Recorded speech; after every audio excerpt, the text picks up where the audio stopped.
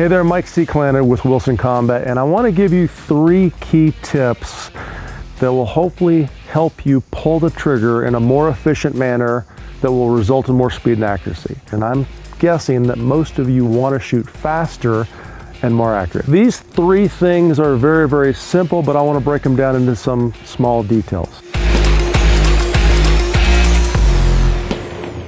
Number 1, I want you to consider your trigger finger placement, okay? Where you actually place your trigger finger on the trigger. The key is I want to find a place where when I put my finger on the trigger, I can apply pressure directly to the front surface of the trigger. When I place my trigger finger on the trigger, there's no right and wrong here, but there is a principle I want you to follow. I want you to try to find a spot where when you apply pressure to the trigger, you apply it directly to the front surface of the trigger. What I don't want you to apply pressure to is the sides of the trigger or the side of the grip area, because when we apply pressure to the sides of the trigger, we can manipulate or move the gun in those directions. Remember, we're always trying to fire the gun without moving it. So for me, in terms of this particular firearm, I'm actually placing my finger right about the center of my fingerprint swirl. But your fingers may be longer or shorter, so that's going to depend on your particular size, okay? So number 1, find the proper spot for your trigger finger to go on the trigger. Strive to be able to apply pressure directly to the front edge of the face of the trigger.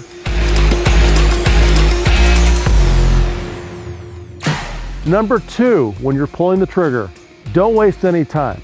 So oftentimes what I see is shooters will fire the gun.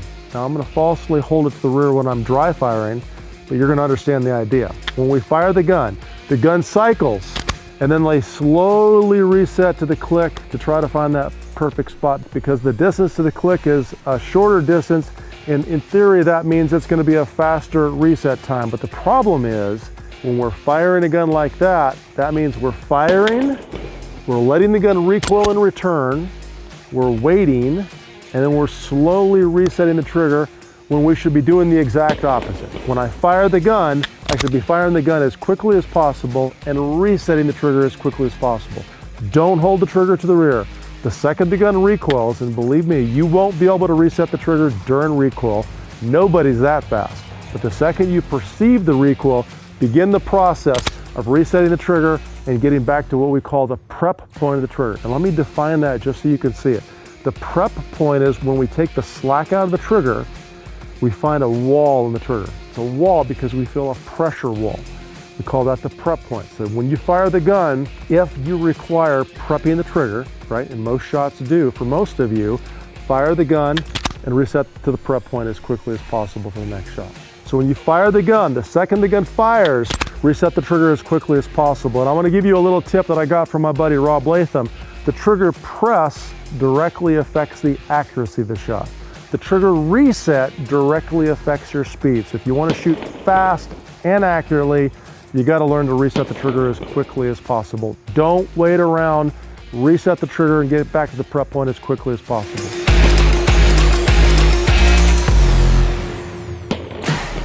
Last but not least, pay attention to the supporting fingers. A lot of you, when you fire the gun, are gripping and pulling.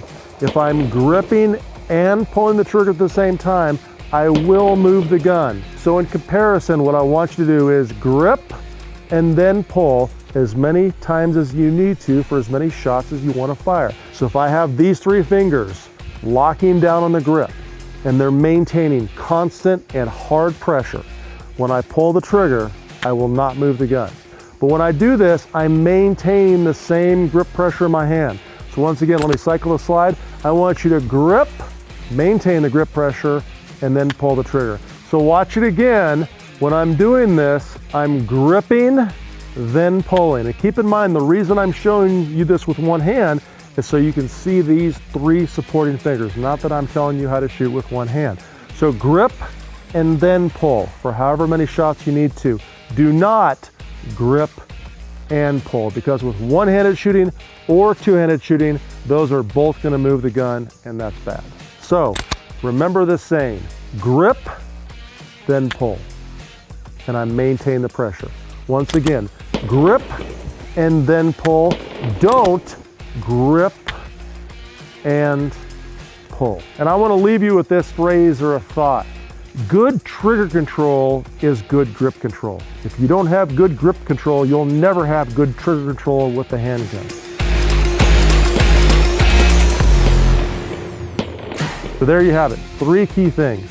Trigger finger placement, resetting the trigger as quickly as possible, and maintaining that pressure as you fire your shots versus firing the gun with all 4 fingers. 3 things that will help you improve your speed and accuracy with your trigger control.